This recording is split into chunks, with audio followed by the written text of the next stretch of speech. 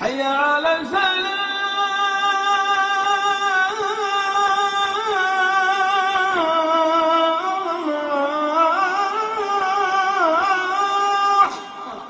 الحمد للہ رب العالمین والصلاة والسلام علی اشرف الانبیاء والمرسلین وعلی آلہ واصحابہ وازواجہ اجمعین. قال اللہ تبارک و تعالی فی شان حبیبہ محبوبہ سیدا مخبرا و آمرا ان اللہ و ملائکتہ یصلون علی النبی یا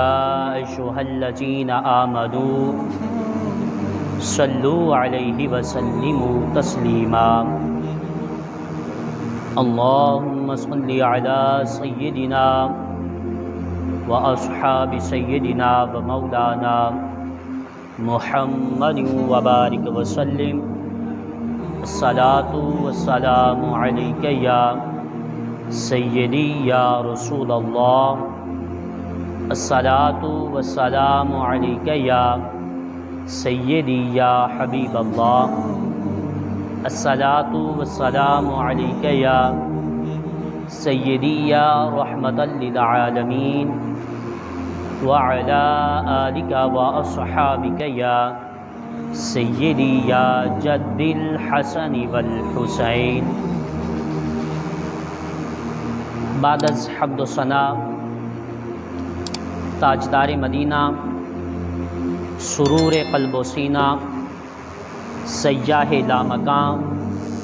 سید انس و جان احمد مجتبیٰ جناب حضرت محمد مصطفیٰ صلی اللہ علیہ وآلہ وبارک وسلم کے حضور ناز میں اپنی محبتوں اور عقیدتوں کا خراج پیش کرنے کے بعد خالق کائنات مالک ارض و سما کا بے حد و بے حساب شکر عظیم اور احسان عظیم ہے کہ اللہ تبارک و تعالی نے اس پرفتن دور کے اندر زندگی میں ایک مرتبہ پھر ہمیں اپنے گھر میں حاضر ہونے کی توفیق نصیب فرمائی. خالق کائنات ہماری اور ہمارے والدین کی کامل مغفرت فرمائے. سامعین ذی وقار کہ یہ سارے قصوں میں سے بہترین اور اچھا قصہ ہے تو حضرت یوسف علیہ نبینا و علیہ الصلاۃ والسلام کا جو تذکرہ کر رہے تھے آج اس سے آگے جو بات شروع ہوتی ہے کہ حضرت یوسف علیہ نبینا و علیہ الصلاۃ والسلام اللہ کے نبی ہیں اور آپ کے والد گرامی حضرت یعقوب علیہ السلام وہ بھی اللہ کے نبی ہیں. پچھلے جمعہ المبارک کو میں نے عرض کیا کہ حضرت یوسف علیہ السلام کے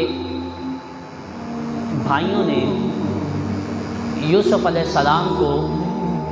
کنویں کے اندر ڈالا. حضرت یوسف علیہ السلام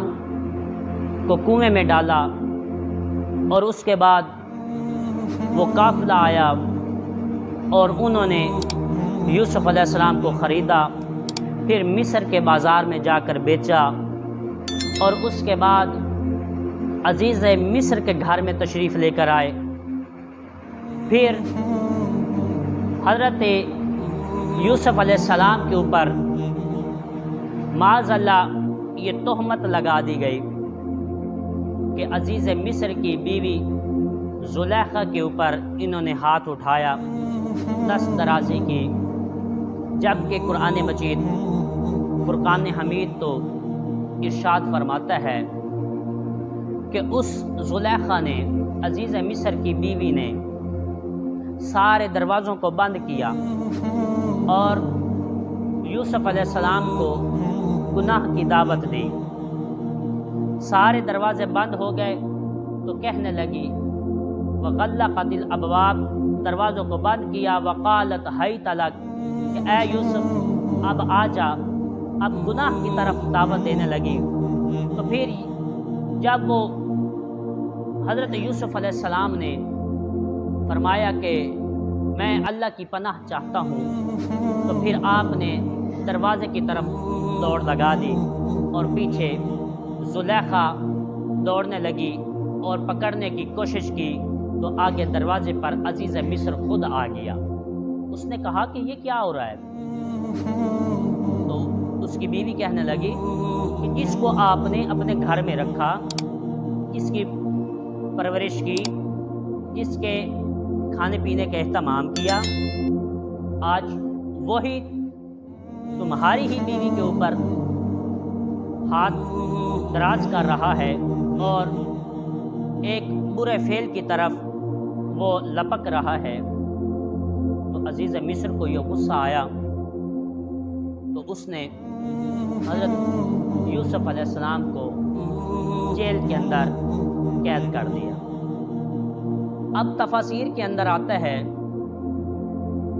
کہ جب عزیز مصر کے لیے یہ فیصلہ کرنا مشکل ہو گیا کہ کون سچا ہے اور کون جھوٹا ہے، تو پھر پنگھوڑے کے اندر 3 سال کا بچہ ہے، ایک تفسیر کے مطابق کہ 3 سال کا بچہ ہے، تو اس کو اللہ نے زبان عطا فرمائی۔ یہ انبیاء کرام کی جب پاک دامنی کا ثبوت دینے کا وقت آتا ہے تو یہ اللہ تبارک و تعالیٰ ان کی پاک دامنی کے جو ثبوت ہیں وہ کچھ اس طرح سے دیتے ہیں کہ ادھر 3 سال کا بچہ ہے پنگھوڑے کے اندر، جو اب اللہ سے دعا کرتا ہے کہ مالک مجھے تو زبان عطا فرما، میں بول کر عزیز مصر کو بتاؤں کہ قصور کس شخص کا ہے۔ ایک ادھر نبی کی پاک دامنی کی بات ہے، ایک کچھ وقت اور بھی گزرا کہ وہ نبی تو نہیں تھی، وہ نبی کی والدہ ہیں، ولیہ ہیں، حضرت مریم۔ جب ان کی پاک دامنی کی بات آئی، ان کی پاک دامنی کو جب واضح کرنے کا وقت آیا، تو اس وقت ادھر 3 سال کا بچہ ہے جو گواہی دے رہا ہے اور ادھر 3 دن کا بچہ ہے جو گواہی دے رہا ہے۔ حضرت مریم علیہ السلام سے وہ قبیلے کے لوگ کہتے ہیں کہ مریم تیری ماں بھی اچھی تھی، تیرا باپ بھی نیک شخص تھا، تیری ظاہری طور پر کچھ شادی نہیں ہوئی، کسی کے ساتھ تیرا نکاح نہیں ہوا، تیری شادی نہیں ہوئی، تو یہ جو بچہ تو نے پیدا کیا ہے یہ بچہ کہاں سے آیا؟ بظاہر تو یہ بہت بڑی بات تھی، لیکن حضرت مریم علیہ السلام نے فرمایا فَأَشَارَتْ إِلَيْهِ، اس پنگھوڑے کے اندر جو بچہ 3 دن کا ہے اس کی طرف اشارہ کیا، کہا کہ یہ پنگھوڑے کے اندر جو بچہ جھولا جھول رہا ہے اس سے پوچھو کہ یہ کہاں سے آیا ہے۔ تو پھر لوگوں نے کہا کہ تو ہمیں بیوقوف سمجھتی ہے، کبھی 3 دن کا بچہ بھی پنگھوڑے کے اندر بول کر اس نے کوئی بات کی ہے؟ تو پھر اللہ نے اس 3 دن کے بچے کو بھی زبان عطا کی، اس نے بول کر بتایا کہ میری ماں کے اوپر تہمت لگانے کی کوشش نہ کرو، انی عبد اللہ، میں اللہ کا بندہ ہوں، وآتانی الکتاب وجعلنی نبیّا،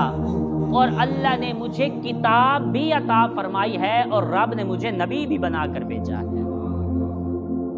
تو گویا کہ یوسف علیہ السلام تو نبی ہیں جن کی پاک دامنی کے لیے 3 سال کا بچہ بول کر گواہی دے رہا ہے، تو ادھر ولیہ کی جب بات آتی ہے،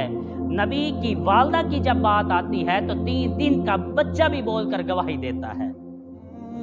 تو اس بچے نے کہا، عزیز مصر کو اللہ نے اسے بولنے کی طاقت عطا کی، بول کر کہتا ہے عزیز مصر اگر تجھ سے یہ فیصلہ نہیں ہو سکتا، تو یہ فیصلہ نہیں کر سکتا کہ قصوروار کون ہے، تو آ میں تجھے مشورہ دیتا ہوں، جا کر اس قمیض کو، اس کرتے کو دیکھ جو کرتا یوسف علیہ السلام نے پہنا ہوا ہے۔ اگر وہ کرتے کا دامن اگلی طرف سے پھٹا ہوا ہے تو پھر قصوروار یوسف ہے، اور اگر اس قمیض کا دامن پچھلی طرف سے پھٹا ہوا ہے تو پھر قصوروار زلیخا ہے۔ جب تحقیق کی گئی، جب دیکھا گیا تو وہ قمیض، وہ کرتا پچھلی طرف سے پھٹا ہوا تھا، جو یہ واضح کر رہا تھا کہ قصور زلیخا کا ہے۔ لیکن عزیز مصر اگر